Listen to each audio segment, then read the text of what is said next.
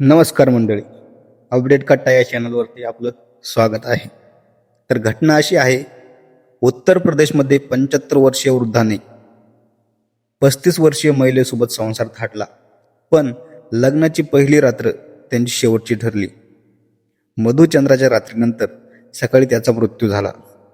या अनपेक्षित घटनेने जौनपूरमधील गौराबाद शहापूर गावात खळबळ उडाली आहे. मृत वृद्धाचे नाव संगरू राम आहे.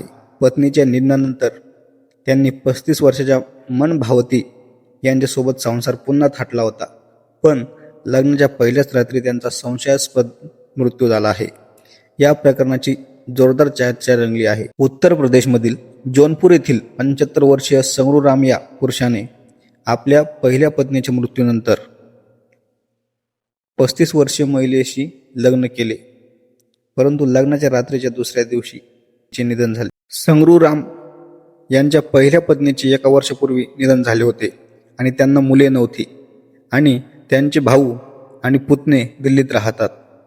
त्यामुळे त्यांच्या पुतण्यांनी हे प्रकरण संशयास्पद ठरवत त्यांचे अंत्यसंस्कार थांबवलेले आहेत. तर तुम्हाला याबद्दल काय वाटते हे कमेंटमध्ये नक्की सांगा.